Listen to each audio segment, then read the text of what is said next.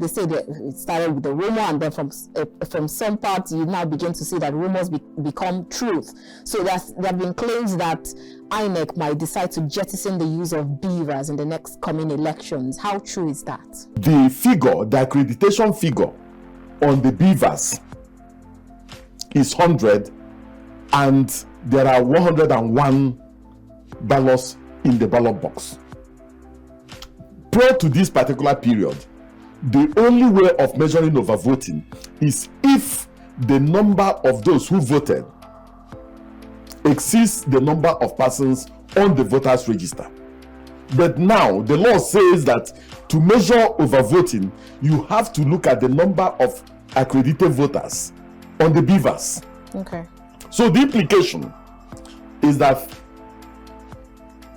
you cannot conduct any election in Nigeria today without using the BVAS, because it's a mandatory provision of the law. Okay. So anybody or any individual or any group or any agency or any association that is saying that the BVAS will not be used, what that person is saying is that elections will not take place in Nigeria. Oh, okay. So this commission is a creation of the Constitution and also a creation of the law.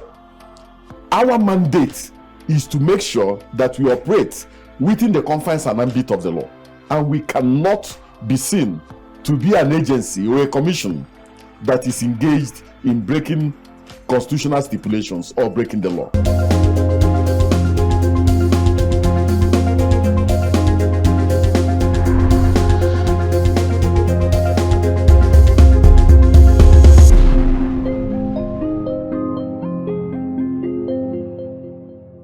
In the words of Chief Olusegun Matthew Okikiola Ogumboye Aremu Obasanjo, GCFR, a Nigerian politician and military leader who served as Nigeria's head of state from 1976 to 1979 and later as its president from 1999 to 2007, he once said, "I will not say the fact that there are no European Union observers at an election means that it will not be free and fair."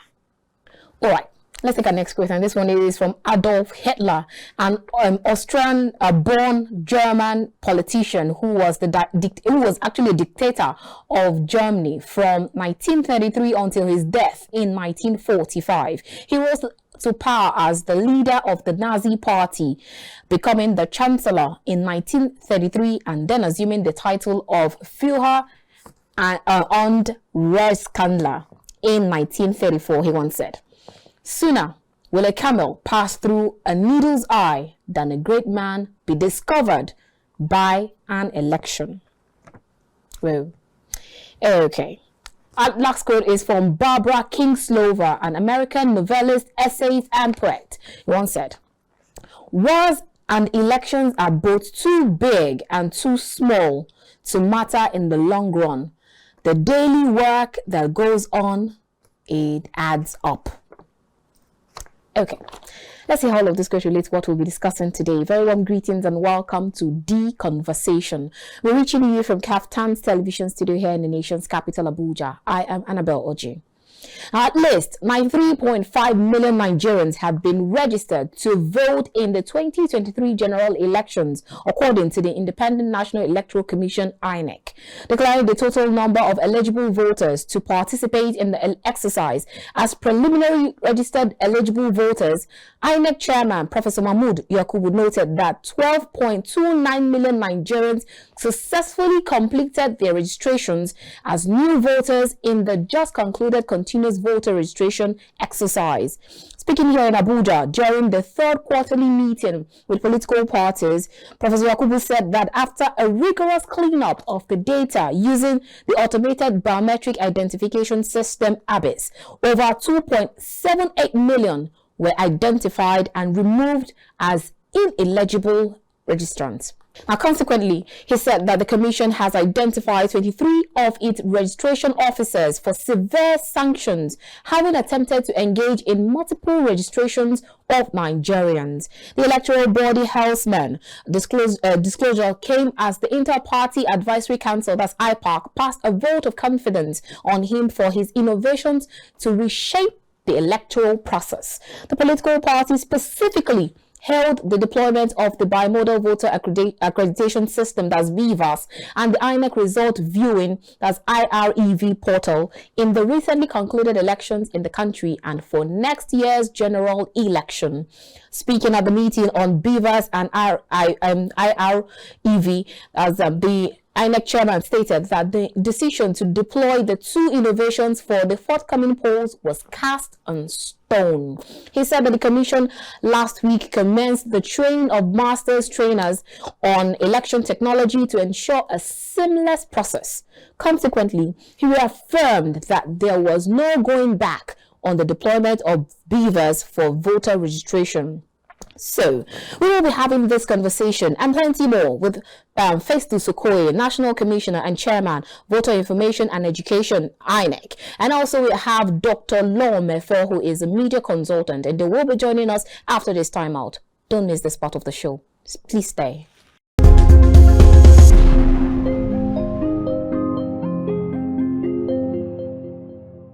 If you just joined us, this is The Conversation. We're reaching you from Kaftan's television studio here in the nation's capital, Abuja. Now we're going straight to our conversation for today.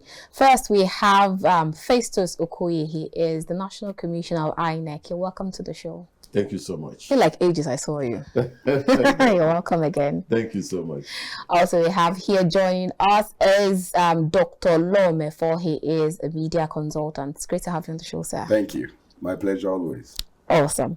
Yeah. All right, let's start with you, Barrister Festus Okoye. I always love to kickstart the conversation by asking, how would you actually rate your last outing?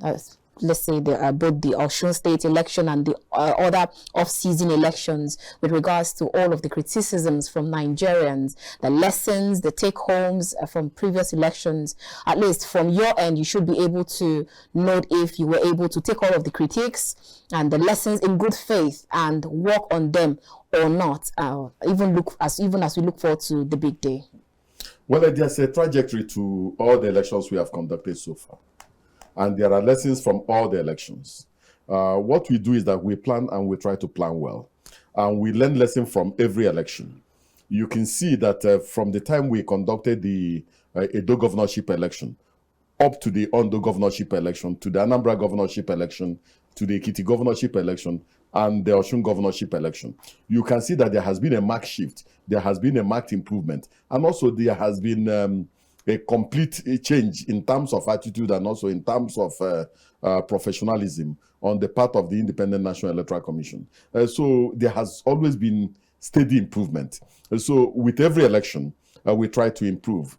Now, going forward, one, we have a new electoral legal framework that will guide the conduct of the 2023 general election. We have also imputed a lot of technology into our processes and our procedures. And we have tested some of those new technological innovations in some of the off-season or off-cycle elections. And we are confident that as we move on and as we go on with the electoral process, we keep on perfecting our innovations, and we also keep on perfecting our processes and procedures. Previously, the issue of deployment and mobilization has been a very big issue. But I think we have improved on our processes and procedures, and we are comfortable where we are. And Nigerians should be assured that the Commission is working assiduously to make sure that Nigeria attains greatness in terms of the electoral process. Awesome. Now, I recall Professor Patrick Uthomi and some stakeholders, they said they are actually of the opinion that INEC should disqualify candidates who refuse to make themselves available for media debates to educate Nigerians on their manifestos before the election. Now, does the Electoral Umpire have the constitutional powers or right to do so? And would you actually hit to that call? Because it's actually to the benefit of all. Whoever emerges as the president of Nigeria come 2023 also concerns INEC and its officials as much as it concerns other Nigerians. The issue of debate is personal to the political parties and also is personal to the candidates. A candidate may be very versatile in terms of debating, and a candidate may not be versatile in terms of debating. A candidate may feel that going out to go and campaign at the grassroots may be more beneficial than going on television or going on the radio to go and debate. This commission's mandate is to organize, undertake, and supervise elections. And we organize, undertake, and supervise elections within the parameters and within the confines of the Constitution and the law. There is nothing in the law, there's nothing in the Constitution that says that a candidate must debate or a candidate must be forced to debate. So it will be unconstitutional and illegal for the Commission to insist that a candidate or a political party must make itself available for debate. No, we stick to the Constitution, we stick to the law, and we operate within the confines of these two documents. All right. Now, Doctor, let's come to you now. Do you actually have any faith in the new INEC that we see now? If they have any medal to pick, if there's any medal to pick, do they deserve one for you? Well, for me, the recent off-cycle elections have progressively improved, offering a fresh hope that future elections will only be better than the previous. That means there is hope. In other words, what you described as the new INEC, if there is anything like that, is a progressive one, is a reassuring one. I'm not saying this because my brother Festus is here. I even told him backstage that that I think they should strive to leave the final legacy by 2023 by ensuring that they give Nigerians the best possible election. I think that within the framework of the current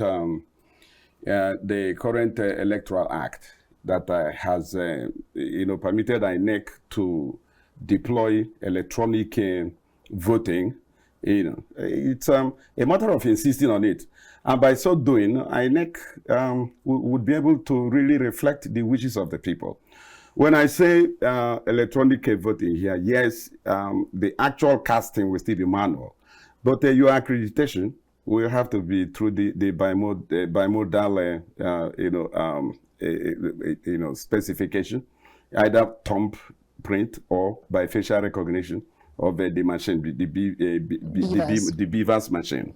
And I think that is very, very fundamental.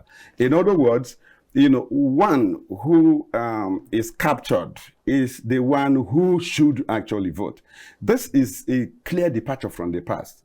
In the past, there is this thing they call the incidence form, which permits or permitted the people to, vote by proxy. It means that an individual can actually use somebody else's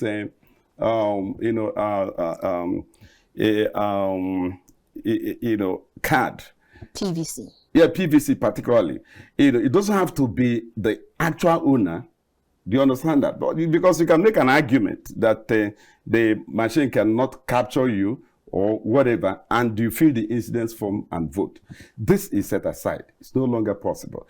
And then, even though you still have to thumbprint physically, on the paper, the ballot paper, the result at the end of the day will have to be computed, counted there and announced.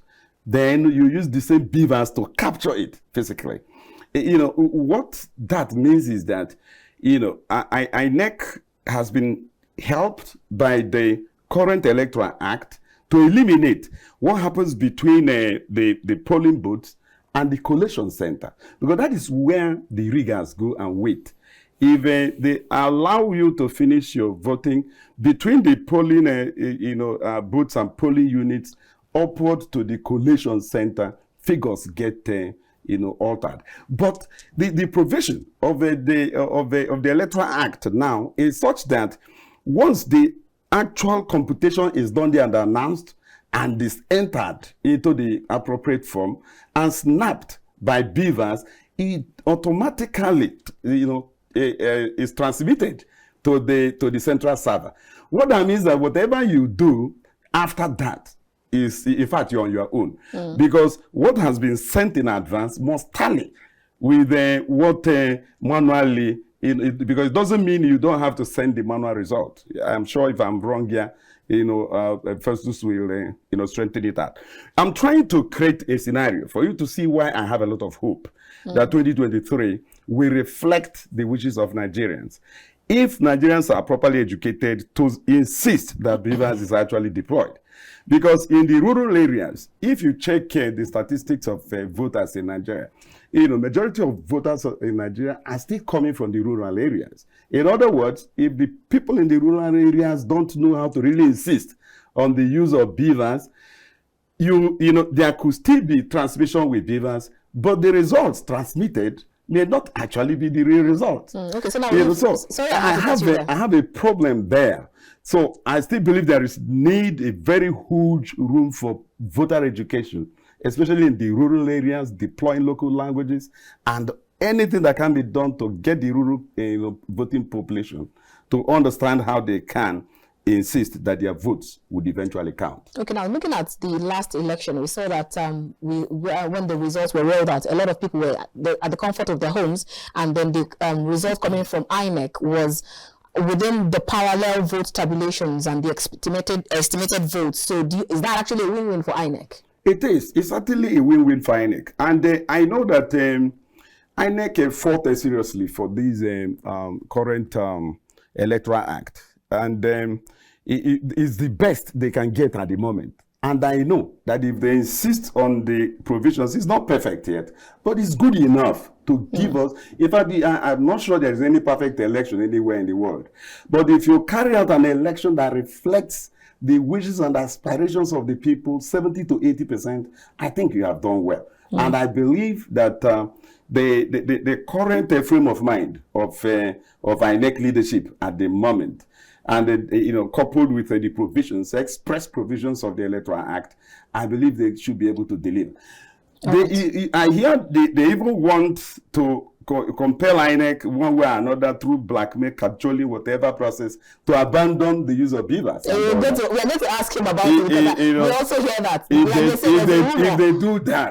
If they do that, in fact, I will lead a protest. We're going to come back to that. Now, Okay. Now, I saw a report where you and some other intellectuals from different political, religious, and ethnic leanings and member of the Abuja School of Social and Political Thought charged the Electoral Umpire to use a statutory mandate by compelling the political parties to abide by the rules to strengthen the electoral process. Now, in clear terms, what exactly are you expecting from the Electoral Umpire so that he can...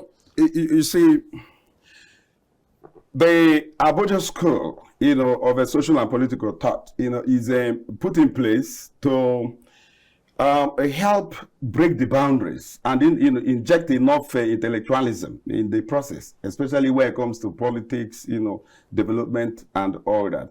And INEC, being the umpire, that supervises what we call leadership recruitment process, making sure that it's not that INEC is there to give us the best candidates. No, because it's not in their place to recommend candidates to the people. It's the political parties. Theirs is to insist that the rules are followed. And as an umpire, it's just like a referee in a football match. Yours is to ensure that the teams play according to the rules. That's what INEC is doing. And, our school is trying to strengthen INEC. Sometimes we have this impression that INEC, doesn't fully realize that it's a regulatory agency. There are rules. Any aspect of the law that is not expressly captured, is left for general interpretation. We expect INEC to take a lead in such instances, rather than wait for the body language of whoever, executive, of the executive, of the National Assembly. Everything must not be legislated into the law. Okay. For us in Abuja School of our social and political thought, we believe that any express mention of one thing is an express exclusion of another. In other words, what is not expressly captured in the rules, in the Constitution, in the extant Electoral Act, if it's not captured there and it relates to election, INEC should assume that power. Okay. That's what we think. Okay. And we are there for INEC. We want to ensure that INEC feels confident enough to know that the word independent, that word independent, is not for fancy. They must leave it. The name. Yes, they must leave it out. Okay. And that is why I'm so happy with the current posturing of the Inec chairman, Professor Yakub, and then his immediate lieutenants like Festus here, staying their ground, knowing that, look, if they understand that they are independent National Electoral Commission, they are not going to be tied to the aprons of anybody, even that of the president. Because if president, for example, is standing in elections, he too must be subjected to the express provisions of the INEC Act, and so on and so forth. So that's what our school intends to achieve, to strengthen INEC, supply data, supply information, there for them, strengthening them, for them to know that they are not alone in this, that they can do it, and Nigerians are committed to helping them emerge at the end of the tunnel, brighter and stronger. All right. So, Professor Festus, I'm sure you must have heard all that he stated, and he's not actually the first person that's been talking about that name, independent. So now Nigerians are expecting the electoral umpire to be independent enough and not tied to the apron strings of anybody at all. So what are your thoughts on that? That's one on the side. Two questions I'm going to ask you. That's one. And then next one is there are claims, and like they say, it started with the rumor, and then from some parts you now begin to see that rumors become truth.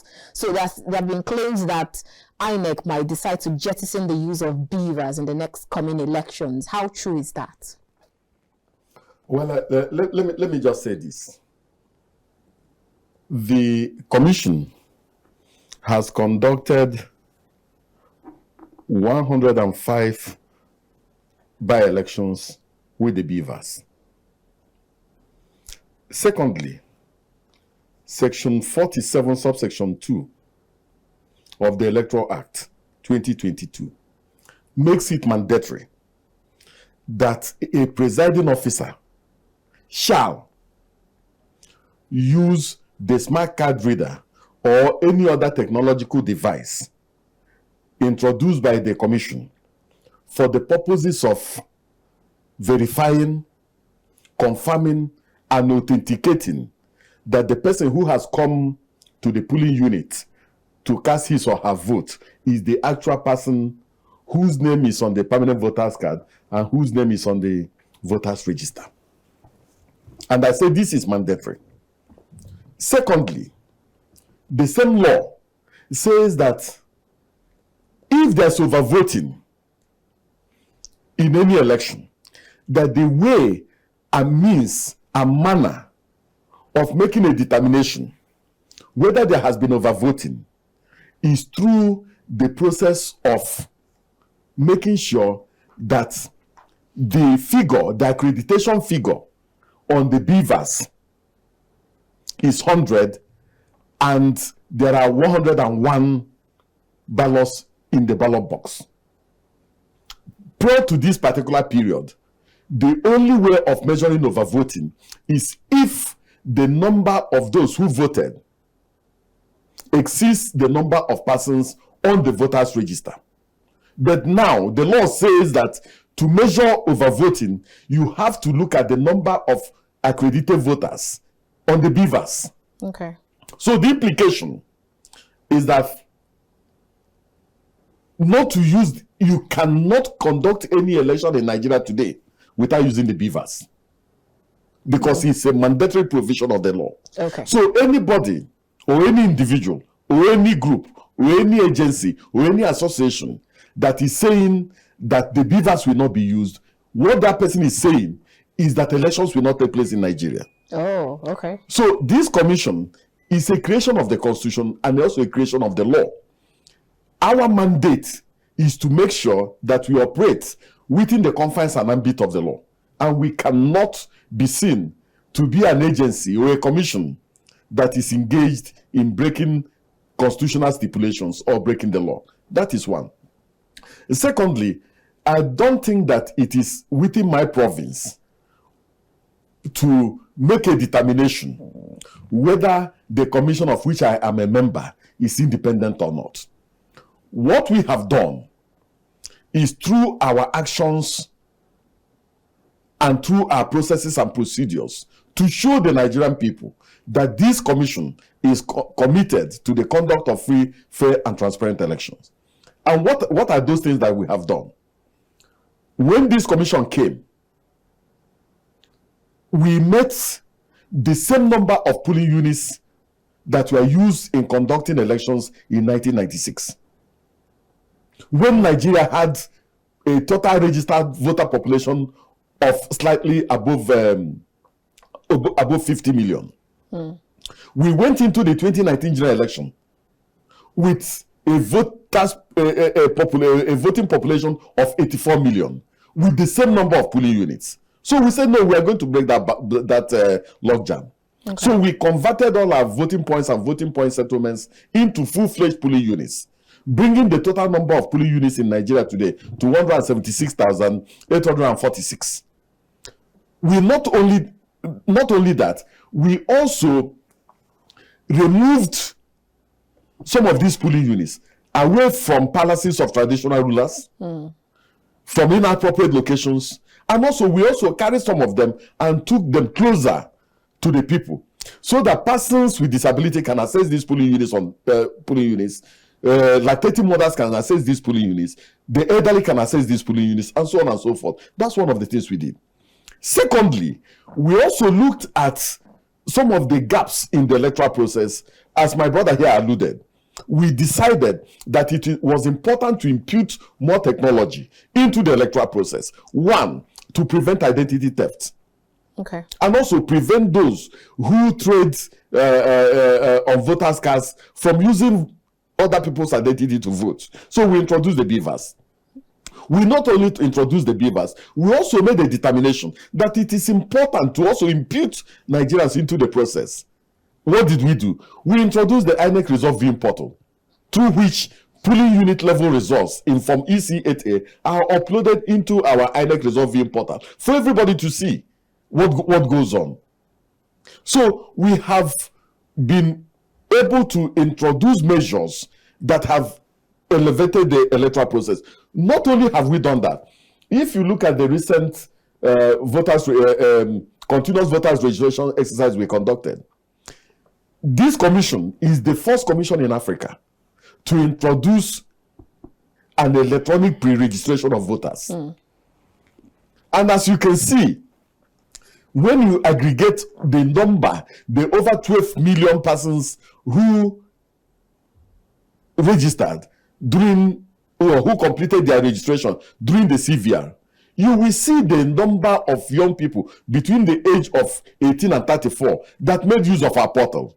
And if you look at the total figure that we have released in terms of completed registrations after we removed the invalid registrants, you can see that over 75% of those who registered during this CVR are young men and women between the age of 18 and 34. So we have brought in the excluded into the electoral process, and we're also expanding the frontiers of the electoral process to make sure that our people have enough confidence in the process and enough confidence for them to come out and come and exercise their democratic franchise. And so these are the things we are doing, and it is for the Nigerian people to make a determination whether we are on the right track, whether we're on the right trajectory, and also for them to make a call at the end of the day whether we have done right or wrong, or whether we have improved the electoral process. And so I will not on my own claim that we have gotten it right. No, okay. It is left for the Nigerian people to make that judgment. Okay, now because we talked about the starting your registration via your phone or online and then coming to your office to finish up your registration. Now, why isn't it possible for people to, when you're done with your registration, at least find a way to track the process so that I should be able to know when I can go in and pick up my card? Because you have a lot of people who stated that they registered around June, July, and up until now they've not gotten any information, call or message to come and pick up their card. So why isn't there room, or aren't you creating rooms for people to be able to track the process of their collecting the PVCs? We have been very upfront with information. For those who registered prior to the 2019 general election and who did not collect their permanent voters' cards, we've assured them that their cards are in the various local governments where they registered. For those who registered between the 28th day of June 2021 and 14th day of January 2022. Their cards have been printed and their cards are in the various local governments. And this category of persons can even track whether their cards have been printed or not. So they can go and collect their cards. For those who register between the 15th day of January 2022 and 31st day of July 2022, their cards are being printed. Out of the over 12 million that completed their registration, the commission has printed over 7 million cards. Okay. Now, we do not want to begin to distribute to make these cards available for collection piecemeal. If we make them available for collection piecemeal, it's going to create confusion. So what we have done is that we have relied on the provisions of section 19, subsection 1 of the Electoral Act, to first of all display the voters register or preliminary voters register for claims and objections. And so we are going to begin the display on the 12th day of November 2022, and it will end on the 25th day of November 2022. We want to use this medium to appeal to Nigerians to approach our 774 local government offices and the 8,809 registration areas or wards to go and check their names on the register. The register will be displayed in all these places. Let them check whether their names and personal particulars have been properly captured. 2, let them check whether there are persons who are on the register who are not supposed to be there. Let them also assist the commission further clean up the register by pointing out to us whether there are family members who are deceased, and they can provide evidence in relation to this. Now, the moment we are done with this, we are going to publish the voters register on our website so that people can also make their claims and objections online. So when is the deadline for everyone to pick up their cards? I'm coming to that. We are also designing a protocol for PVC collection. So all the PVCs for all the registered voters will be delivered to our state and local government offices the same day. And then there's a model that we are designing, and we're also going to collaborate with civil society groups and organizations, the Bar Association and other groups, in terms of making sure that PVC collection is seamless. The chairman of the commission assured Nigerians that PVC collection will take place in November, and we are still committed to that particular November date for PVC collection, and it will go on for a long time. We also want to appeal to Nigerians not to always wait to the last day before approaching our local government offices for PVC collection. We are going to design a mechanism that will enable people not to stress themselves too much before collecting their cards. In some of the states, they had rotational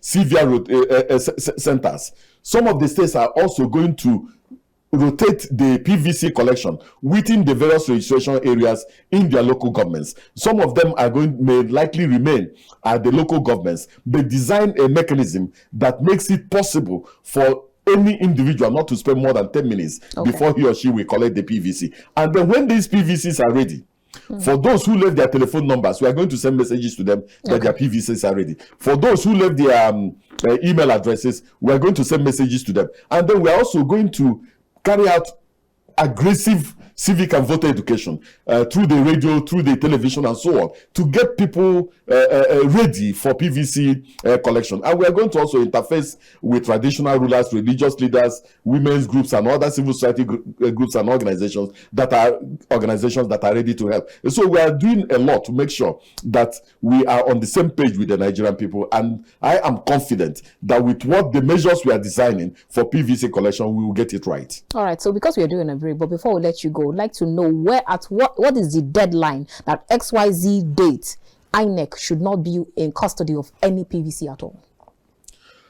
Well, based on the new Electoral Act and based on our regulations and guidelines, we are to publish the number of PVCs collected per polling unit, per registration area, and per local government before the election.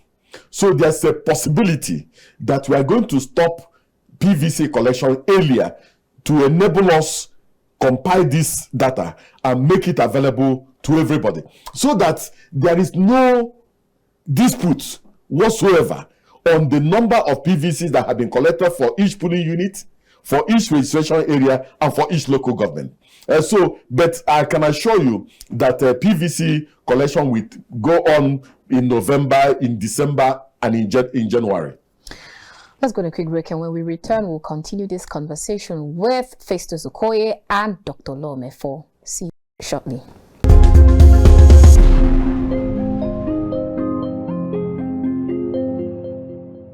I saw no clear candidate, imagine, even though you have three that are top-notch, top in most, but none of them is comfortable yet. It means that the balance of 3 months, yes, the balance of 3 months can, it can change everything for who understands that you need to do less of work in trying to manipulate and work on the people. Go down to the grassroots, knock on every door, and make the people see how your coming can better their lot. That's what will make the difference. Whoever is waiting that there is a way to beat BVAS may be disappointed, in the last account, and I still have very implicit confidence in the new Inec, using your own word, under Professor Yakub. I think they are poised to really make 2023, a legacy project. Let's help them to deliver on that.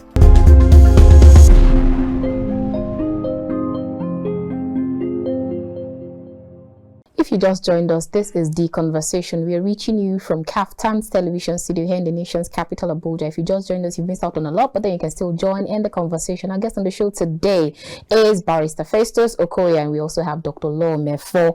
All right, before we went on that break, we actually talked about a lot of things, but let's come back to you again, Mr. Festus Okoye. Now, there have been that argument with regards to extension of voter registration, and some say that there's nothing wrong with INEC extending its date till November ending, because there have been millions, in fact dozillions of Nigerians who feel that they've been disenfranchised they were disenfranchised when the commission stopped registering new voters. In fact, some group have decided to sue the Electoral Umpire for trying to disenfranchise Nigerians from conducting their civic duty. And I'm even aware that INEC has well over 300 lawsuits on its table at the moment, most emanating from the primary elections. I'm even wondering how you intend to deal with all of that, though. But then, what does the Electoral Umpire intend to do with the bulk of Nigerians who are yet to register? What happens to them? 1 year and a month is sufficient for any Nigerian that wants to get his or her name on the voters' roll. The Commission introduced the online pre-registration on the 28th day of June 2021. And in July 2021, we started the physical registration of voters. Prior to this period, we wanted to end both the online and the physical registration on the 30th day of June 2022. But we extended it by an additional 1 month. I think that 13 months is enough for any Nigerian that wants to register.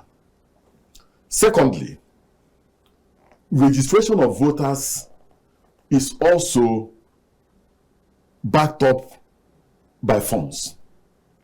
For each day a registration officer is out there in the field, you have to pay the registration officer. And our funds are appropriated. And we make projections and make plans relating to the period within which we must start and conclude each activity. That is one.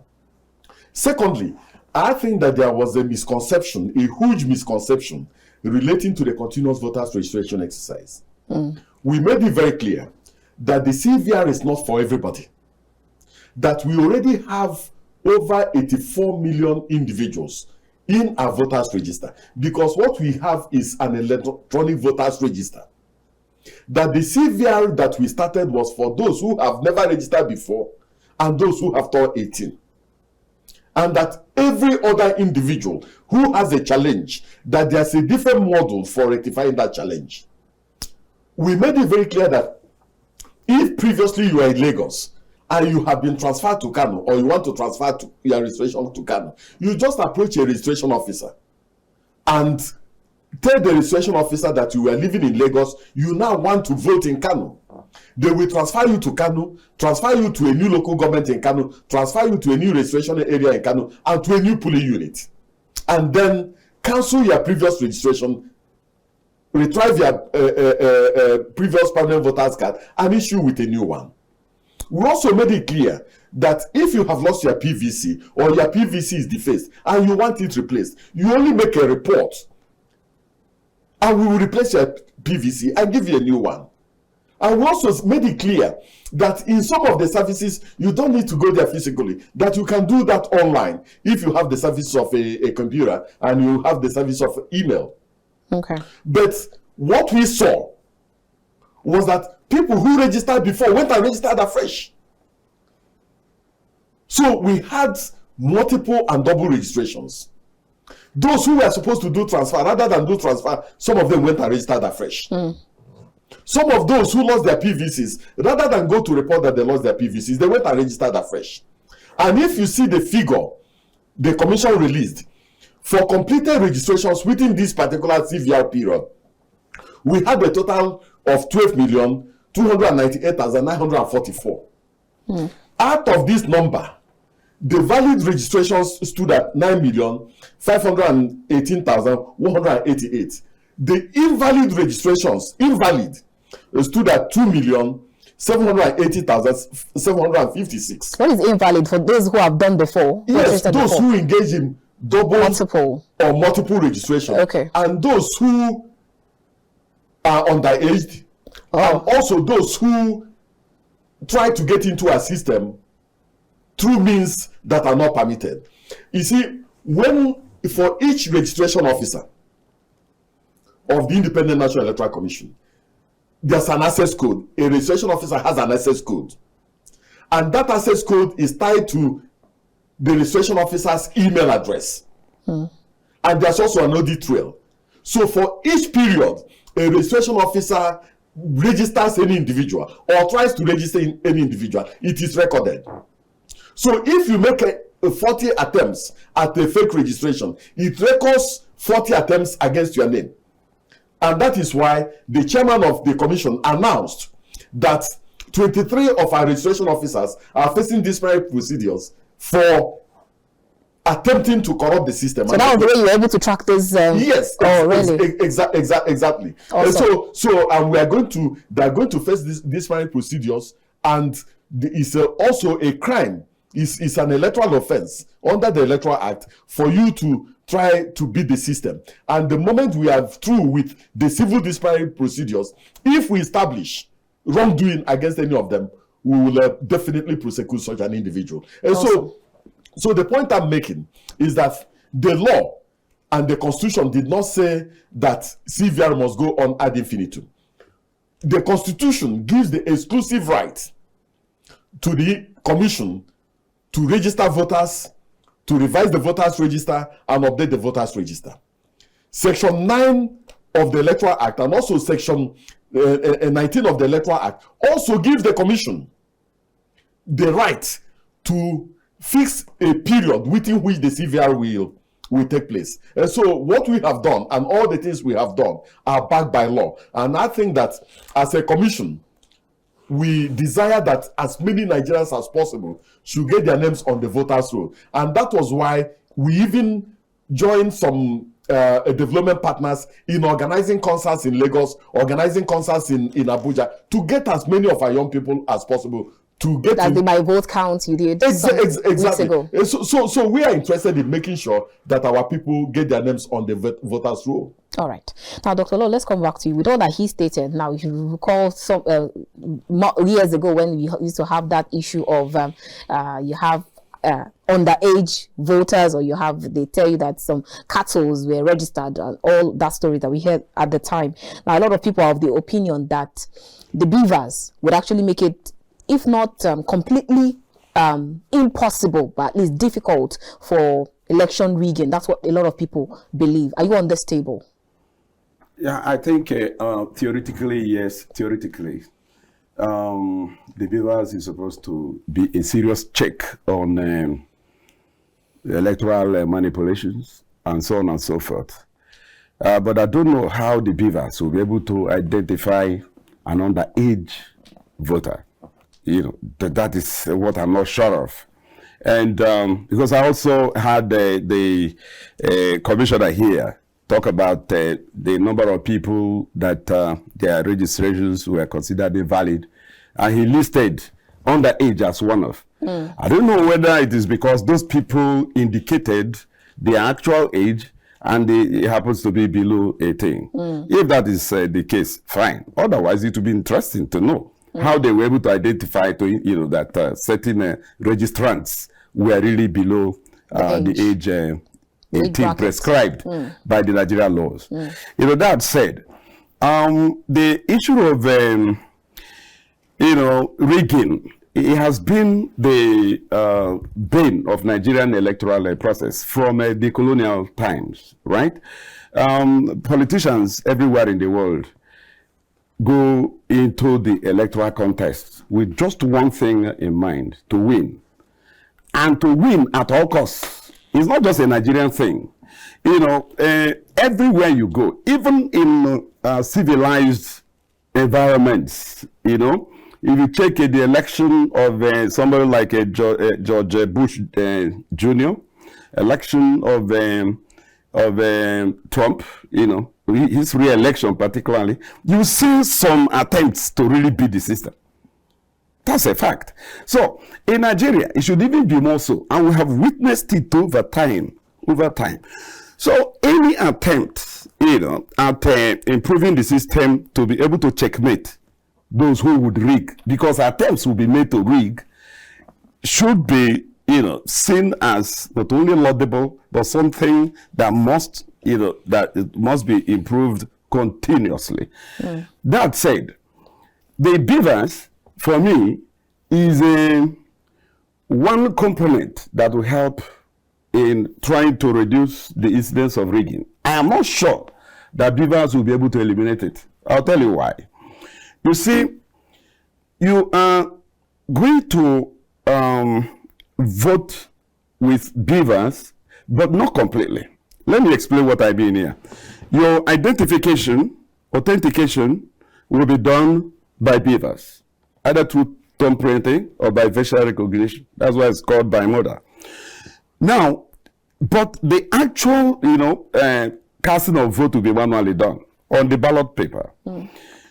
Not only that, after the casting, the vote will have to be counted manually also. Do you understand what I'm saying? Manually also. And then entered into the from EC8, EC8A. Enter there. It is that, that which is entered into the form that will be snapped with BVAS. I don't know if you've seen my concern here. Sure. If Inec were to rely on, the accreditation figures as the result, do you understand what I'm saying? It may be a bit more, reassuring. Look at what I mean. If INEC will have to rely on from EC8A as captured by BVAS, supposing there is a manipulation at that level, especially the rural communities, where people are stampeded to vote and go home, and you are not sure of what happens subsequently.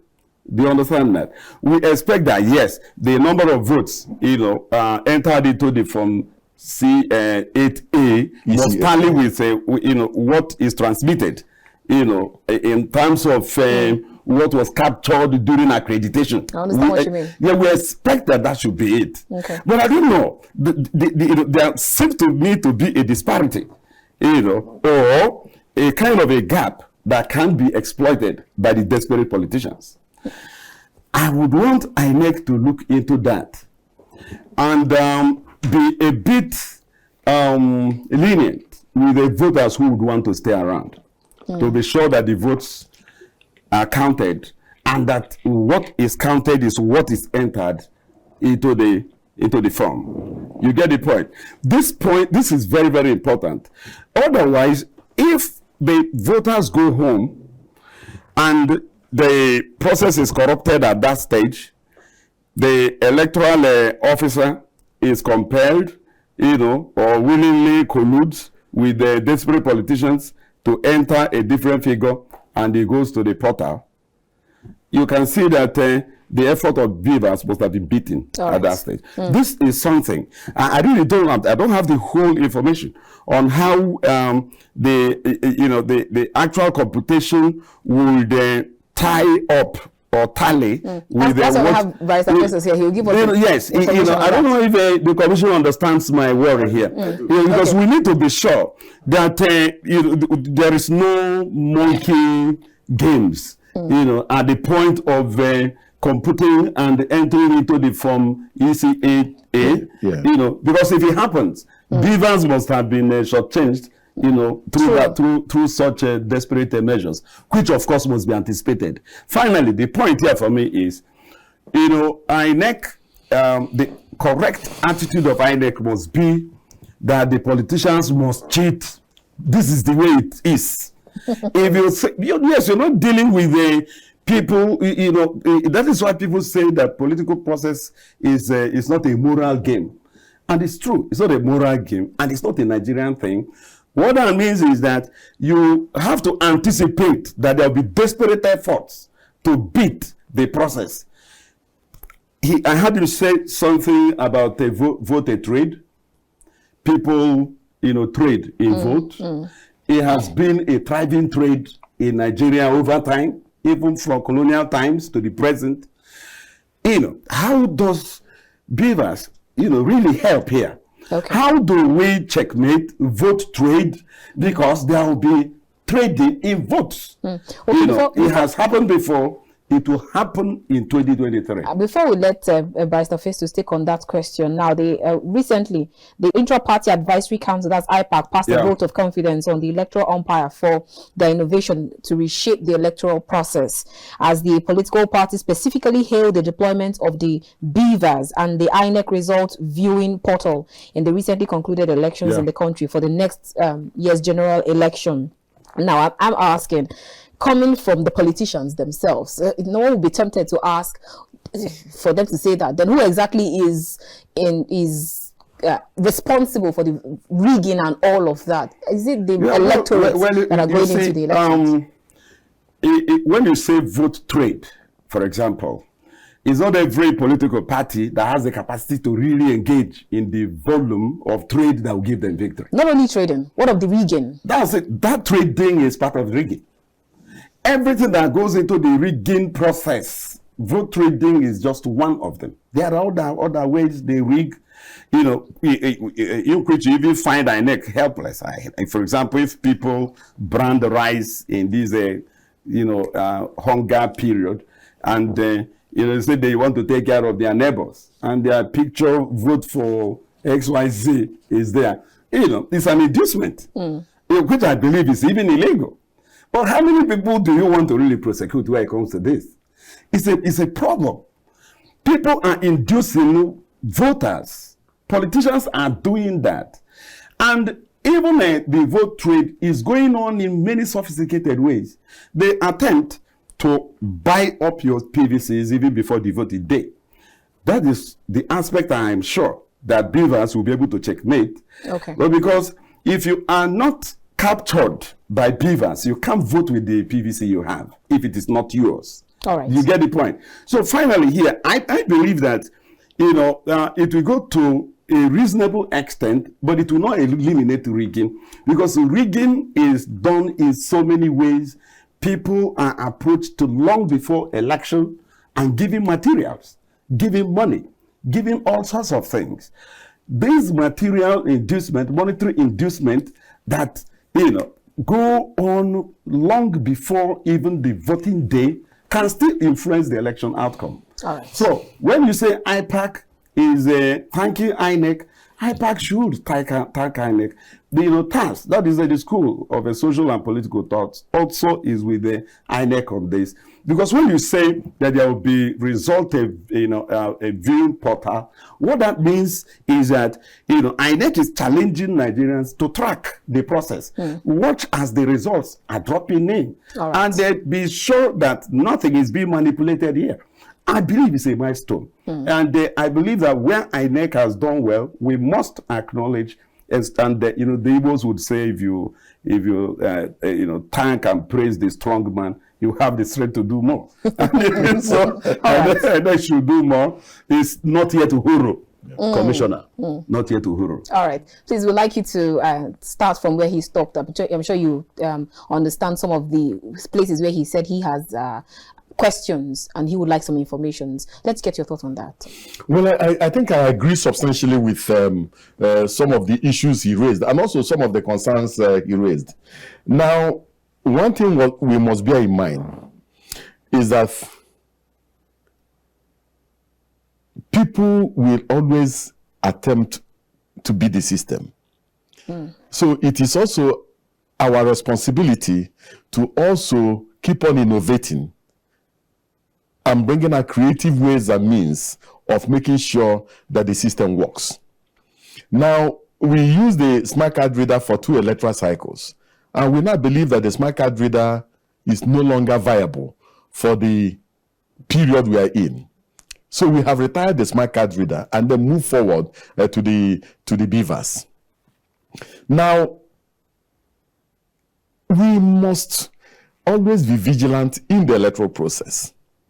And it is this vigilance that led the lawmakers to provide that political parties that sponsor candidates in election are entitled to have polling agents in all the polling units in Nigeria.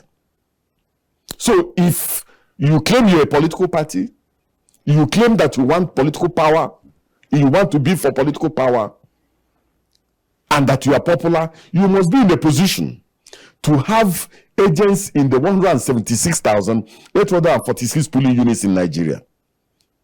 You must also be in a position to harvest polling agents for the 8,809 registration areas or worse in the country, and in all the other levels of the electoral process. And I'm trying to answer his question. Now, at the level of the polling unit, the law, as of today, insists that before you can start voting on election day, that there must be an audit of everything the presiding officer has with him. The stamp pad, is it there? The result sheet, is it there? The ballot papers, how many did you bring? That there must be an audit. And if there's no audit, that the result of that particular polling unit may likely be annulled. That's one. Secondly, the law, as I have pointed out, says that the BVAS must be used in the election. Now, for each voter that comes before the polling unit, the BVAS records the number of accredited voters, and you cannot manipulate that. Okay. And as I pointed out, we are going to publish the number of PVCs collected before election day, so that Nigerians will know the number of PVCs that have been collected and the number of persons that are likely going to vote, not the number of persons on the voters register. Now, when elections are over and the results are imputed into from EC8A, the law says that the presiding officer must sign and stamp. It also says that the party agents or polling agents must countersign if they are there. Okay. And that a copy will be from EC8A, which is the polling unit level result, must be given to every polling agent or party agent available at the polling unit, and must also be given to all the security agencies if they are available at the polling unit, and a copy pasted at the polling unit.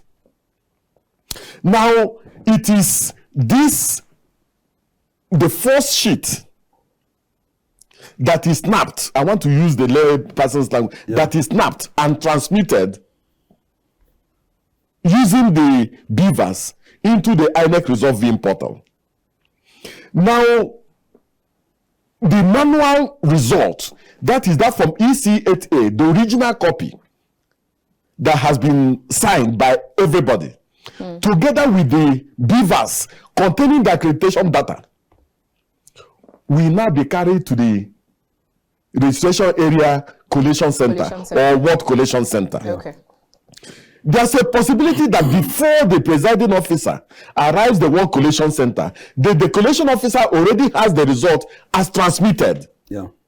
So what the collation officer will now do is to look at the manual original result, then look at the electronically transmitted result, and then look at the data from the BVAS to be sure that the three of them tally. Tandem. Okay. Then the collation officer now enters that result into what we call Form EC8B, which is the registration area result. All right. Now, if there's a complaint from any of the polling agents that the manual result as produced by the presiding officer was tampered with, then the law kicks in.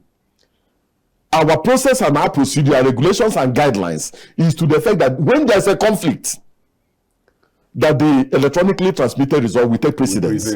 All right. So these are some of the measures we have put in place. But what is important is mandate protection. Yeah. The commission is encouraging Nigerian people to vote and remain within the principles of the polling unit to make sure that the results are the votes are counted, the votes are imputed, and that it's also transmitted. There is no law that says that they cannot also escort the presiding officer with all the election materials to the ward collation center. Because awesome. each ward has maybe a cluster of between 10 and maybe 15 polling units. In exceptional circumstances, you have a ward that has up to 20 polling units. So it's a process that has to be protected, that has to be husbanded, and has to be guided. But that does not mean that the process is foolproof. Okay. That does not mean that nothing can ever go wrong. Of course, something may go wrong because, as Law pointed out, some politicians do not put morality into that process. The only thing they see is power. And the only thing they see is results that favors them. And so at each point in time, Nigerians must be vigilant to make sure that the right things are done, both by the electoral management body, by the politicians, and also by the security agencies. All right. Our time is fast spent, but before we let you go, would that just I need a few words from you now. In ambush of vote trading, ransom takers, CBN recently made the announcement of redesigning 200, 500, and 1,000 naira notes, as new notes will be out in December 15th. So existing banknote expires in January 31st. Now I'm going to ask you personally, since we have trashed the incidents or probabilities of rigging election through introduction of BVAS. So for, if we're talking about fighting vote trading, that's another kettle of fish entirely. Now, how much will retrieval of old notes and redesigning a new one curb that menace? Because I've had a lot of people say that this will actually affect the politicians more, especially those ones who are stacking cash so that they can come in and trade votes. I have little or no knowledge in monetary policies, but all I know is that the electoral management body has recalibrated its polling units and reconfigured the voting process to make sure that the secrecy of the vote is maintained. Today, we had a meeting of the Interagency Consultative Committee on Election Security. We have the ICPC was represented, the EFCC was represented, and all the security agencies were there. We have agreed to work together collaboratively to make sure that those who come to the polling units to corrupt the electoral process are not allowed to do that. So as you are aware, around some persons are already being prosecuted in relation to vote trading arising from the Osun governorship election. And so we are going to continue to work with all the security agencies to make sure that these things are stamped out. All right. So, Dr. Lo, let's get your last word now. Analysis of the preliminary register reveals that Lagos, Kano, Kaduna, Rivers, Katsina, and Oyo State have the highest number of voters registers. Yeah. And then the breakdown indicates that Lagos has 7.5%. I'm trying to manage my time right now. Yeah. And then you also have in some places in the south zone comprising Akwa Ibom, Rivers, Cross River, Bayelsa, Edo, and Delta. The number of registered voters in the zone has risen from 12.8% million to 14.4 million. And then also in the North Central. And then the South is also, which is the smallest geopolitical zone, consists of 5 states. Ebonyi, Enugu, Abia, Anambra, and Imo. They now have a total of 10.9 million voters, while the Federal Capital Territory increased from 1.3 million to 1.5 million registered voters, as stated by the Electoral Umpire. Now, my question here is, where are all of those who are the 2 million man march, the 5 million man march, the articulated, the ratified, the obedience? Where are all of them with all of these numbers that are reeled out? Yeah, well, for me, I think they are still captured in those numbers. And one thing you should know is that the optics are better now. Many more youths are in the fray trying to participate in what is going on. And I believe it is commendable. And all the political parties will certainly benefit. I don't think that the new registrants are, particularly for any candidate to any particular political party, because in the final analysis, what will count will be strategic, regional and personal interests, and it will cut across. Any party that really wants to win will have to work a lot more. I did an article recently trying to look at how the distribution is looking, on the surface, what you call a face validity. And I saw no clear candidate. Imagine, even though you have 3 that are top-notch, top in most, but none of them is comfortable yet. It means that the balance of 3 months, yes, the balance of 3 months can, it can change everything for who understands that you need to do less of work in trying to manipulate and work on the people. Go down to the grassroots, knock on every door, and make the people see how your coming can better their lot. That's what will make the difference. Whoever is waiting that there is a way to beat BVAS may be disappointed, in the last account, and I still have very implicit confidence in the new Inec, using your own word, under Professor Yakub. I think they are poised to really make 2023, a legacy project. Let's help them to deliver on that. All right, so because he stated that, I'm going to ask you, I know I've asked this question quite a lot of times, so not to sound like a broken record, but then 2023 elections, we all have our hopes on it and saying that INEC is definitely going to deliver. Now, are you assuring Nigerians that we're going to get free, fair, credible election at least, so that we can pass that phase of the June 12th election and then say that, okay, in 2023, INEC delivered on the deliverables? The conduct and delivery of election is a multi-stakeholder venture.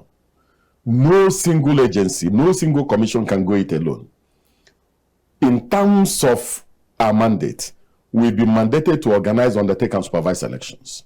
The responsibility of providing election security rests with the Nigerian police force and other security agencies. The media have a role to play. Civil society groups and organizations have a role to play. The political parties have a role to play.